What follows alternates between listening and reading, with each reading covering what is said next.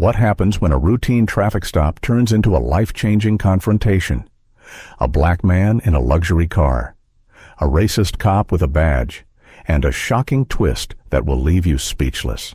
Hello everyone, Undercover Insights channel would like to start telling the story. The Houston skyline shimmered under neon lights, reflecting off the bustling streets that still carried an odd sense of loneliness. Marcus Johnson, a tall, elegant black man, was driving his sleek Mercedes through familiar roads. He had just wrapped up a long, stressful day as the Federal Inspector General Sahar of the U.S. Department of Justice, a position of immense power that allowed him to investigate and address legal violations, especially within law enforcement. Marcus wasn't just a key figure in the justice system, he was a symbol of fairness and equality. As Marcus approached an intersection, the traffic light turned from green to yellow. He decided to speed up to make it through, but just then, the blaring siren and flashing lights of a police car erupted behind him. Marcus frowned, calmly pulling over to the side of the road. From the police car emerged Officer Jake Thompson, a middle-aged white cop with a cold expression and eyes full of suspicion. Jake approached, his tone challenging. "License and registration now." Marcus, maintaining his composure, handed over his documents, but he could feel the tension rising. Marcus Johnson glanced in the rearview mirror, his eyes catching the image of the approaching officer. Jake Thompson, with his crisp uniform and police cap casting a shadow over his stern face, walked with an air of authority. When Jake stopped by the car window, Marcus calmly rolled it down, showing no signs of nervousness. "License and registration," Jake demanded, his tone sharp and devoid of any courtesy. Marcus, still calm, handed over his documents, but his eyes never left the officer. Jake took the documents, glanced at them, and then looked back at Marcus with suspicion. "Do you know why I pulled you over?" Jake asked, his voice laced with threat. Marcus shook his head gently. "No, officer, I don't. I was just driving home after work." Jake smirked, a smile that held no warmth. "You ran a yellow light, but I think there's more to this." Marcus felt the tension escalating. He knew this was no longer a routine traffic stop. Jake began circling the car, his eyes scrutinizing every detail as if searching for something to incriminate Marcus. "Where are you from?" Jake asked, his tone dripping with suspicion. "I live in Houston," Marcus replied, his voice steady but firm. "But I don't see how that's relevant to me running a yellow light." Jake stopped, his eyes glaring at Marcus. "Don't get smart with me," Jake snapped, his voice threatening. "I know your type. You always think you can outsmart the cops." Marcus frowned, feeling the injustice in Jake's words. "I don't understand what you mean," Marcus said, his tone calm but challenging. "I'm just a man driving home. If I broke the law, write me a ticket and let me go." Jake didn't respond immediately. Instead, he stepped closer, his eyes scanning Marcus from head to toe. "Step out of the car," Jake ordered, his tone leaving no room for refusal. Marcus looked straight into Jake's eyes, sensing the threat in the air. "Is there a problem, officer?" Marcus asked, his tone calm but resolute. "I said, step out of the car," Jake repeated, his voice hardening. "Don't make this harder than it needs to be." Marcus sighed, realizing he had no other choice. He opened the door and stepped out, standing tall in front of Jake. "What do you want from me?" Marcus asked, his tone calm but challenging. Jake didn't answer right away. Instead, he began patting Marcus down roughly, not caring about his privacy or dignity. "I know you're kind," Jake muttered under his breath, his tone disdainful. "You always think you can outsmart the cops, but not today." Marcus stood still, not resisting, but his eyes were cold and determined. He knew he was facing blatant injustice, but he also knew that Jake's moment of reckoning was coming soon. The air between Marcus and Jake seemed to freeze, broken only by Jake's heavy breathing and the distant sounds of Houston at night. Jake Thompson, with his suspicious glare and aggressive demeanor, stepped closer to Marcus, closing the gap between them to just a few inches. "Hands up, I need to search you," Jake commanded, his tone leaving no room for argument. Marcus, still composed, slowly raised his hands, but his eyes never left Jake. Jake began patting Marcus down roughly, his hands groping every inch of Marcus's body as if searching for something to incriminate him. "You carrying any weapons? Drugs?" Jake asked, his tone dripping with disdain. Marcus shook his head gently. "No, officer, I'm just a man driving home." But Jake seemed uninterested in Marcus's response. He continued the search, even pushing harder, as if trying to assert his dominance. Marcus felt the injustice and racism in every move Jake made. He knew he was being treated like a criminal solely because of his skin color. But Marcus wasn't one to back down. He looked straight into Jake's eyes, his tone calm but firm. "Officer Thompson, do you know what you're doing? Do you understand the consequences of your actions?" Jake smirked, a smile devoid of warmth. "Who do you think you are, lecturing me?" Jake shot back, his voice threatening. "I'm the law, and I can do whatever I want." Marcus didn't respond immediately. Instead, he slowly reached into his pocket, his movements deliberate and careful. Jake immediately reacted, his hand hovering over his holstered gun. "Don't move!" Jake shouted, his voice cracking with panic. Marcus paused, his eyes still locked on Jake. "I'm just reaching for this," Marcus said, his tone calm but firm. He slowly pulled out a black leather wallet embossed with the words, U.S. Department of Justice. Jake stared at the wallet, his eyes narrowing in suspicion. "What's this?" Jake asked, his voice tinged with disbelief. Marcus opened the wallet, revealing a badge and an ID card. "I'm Marcus Johnson, Federal Inspector General of the U.S. Department of Justice," Marcus said, his tone as casual as if he were introducing himself to a neighbor. "And I think we need to have a serious conversation about what just happened." Jake froze, his face pale. He stared at the badge, then back at Marcus, searching for any sign that this was a joke. But there was no humor in Marcus's expression, only quiet authority and a hint of disappointment. "Federal Inspector General?" Jake repeated, his voice cracking. You're with Internal Affairs?" Marcus nodded, his gaze unwavering. "That's right. I oversee officer conduct. My job is to ensure that those who wear the badge uphold the integrity and values it represents." Jake's confident demeanor unraveled in real time. He took a step back, his hand falling away from his belt as if the weight of his own authority had become too heavy. Marcus stepped forward, closing the gap Jake had instinctively created. "Do you know what the most troubling part of this interaction has been, Officer Thompson?" Marcus asked, his voice calm but piercing. Jake didn't answer. He looked like a man who had just realized he'd stepped into quicksand with no way out.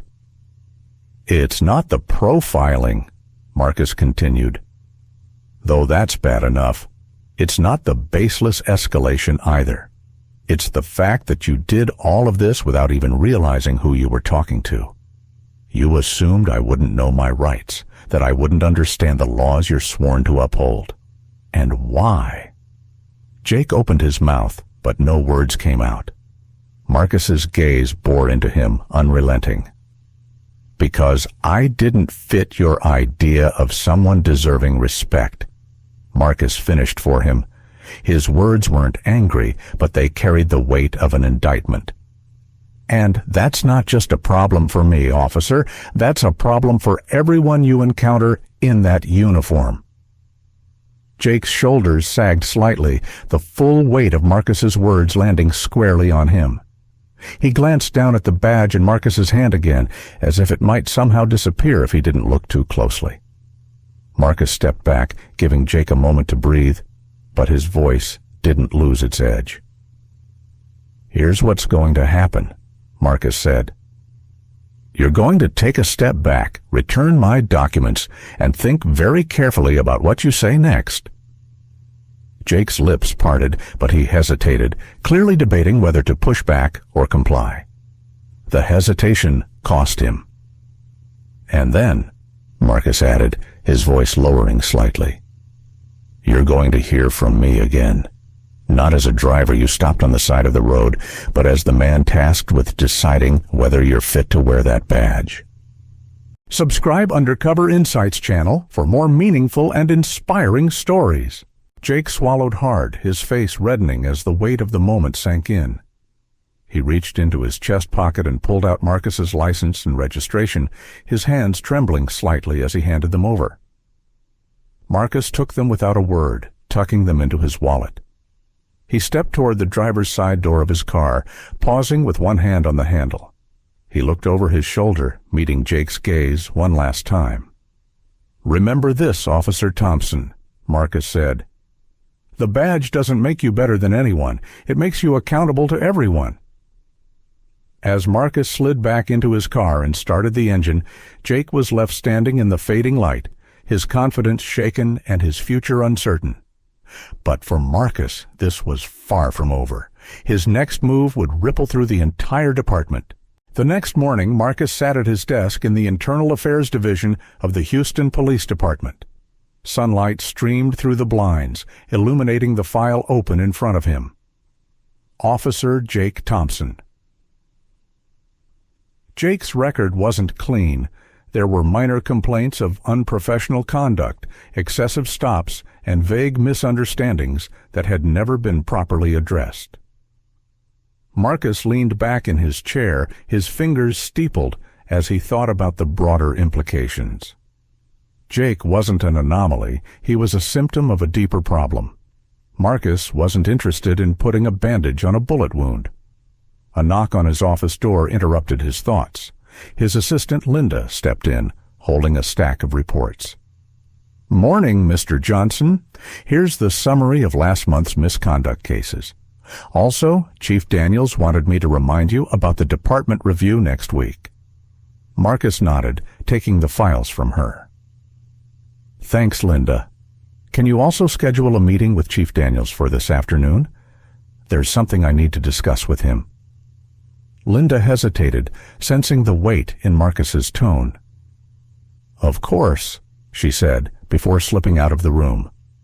Later that afternoon, Marcus sat across from Chief Daniels in a conference room.